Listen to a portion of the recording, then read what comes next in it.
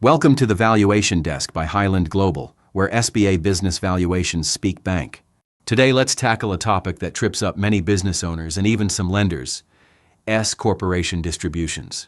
I've seen clients look at their Schedule K-1 and think those distributions are a business expense. Spoiler: they're not.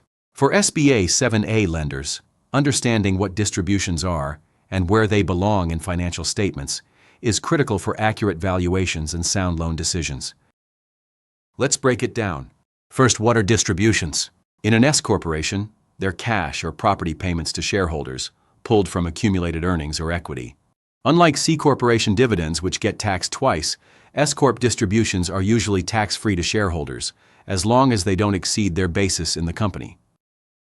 Here's the big point: distributions are not expenses. They don't reduce the company's taxable income or show up as a cost of doing business.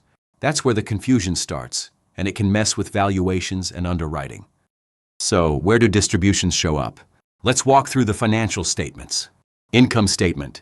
Distributions are nowhere to be found. The income statement shows revenues, expenses, and net income. Since distributions are just money moving to shareholders, they don't touch this report. Tax return schedule, K-1. This is where distributions appear, on line 16D of the K-1, showing cash or property paid out. But here's the trap.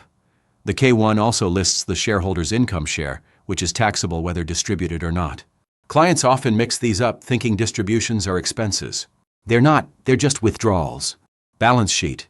Distributions reduce retained earnings or the accumulated adjustments account. Part of equity, not liabilities or costs. Think of it as taking money out of the company's piggy bank. Cash flow statement. Distributions show up under financing activities, not operating activities. This keeps them separate from the business's core performance. Now let's talk valuation, a big deal for SBA 7A loans. Since distributions are not an operating expense and don't show up on the income statement or the tax return as an expense that reduces taxable income, the appraiser would not add back distributions in order to normalize earnings. What does this mean for SBA 7A lenders? Distributions can throw a wrench in your underwriting if they're misunderstood. Take the debt service coverage ratio, a key metric for loan approval. If you treat distributions as a recurring expense and add distributions back to taxable income, you'll inflate earnings and make the business look capable of handling more debt. Here's an example. Say a company has $100,000 in distributions. If that's counted as an expense and your underwriter adds it back to earnings, earnings are inflated by $100,000. But distributions aren't operational costs, they're discretionary withdrawals. Misclassifying them could lead to approving an otherwise shaky loan application. The SBA wants clear financials. Distributions should stay in the financing bucket, not operations, to reflect the business's true ability to service an SBA 7A loan. So here's the takeaway. S corporation distributions are not expenses. They're shareholder withdrawals that affect the balance sheet and cash flow, not the income statement or taxable income. For lenders, getting this right protects your underwriting and could save you from a costly mistake. Thanks for joining us for this episode of the Valuation Desk.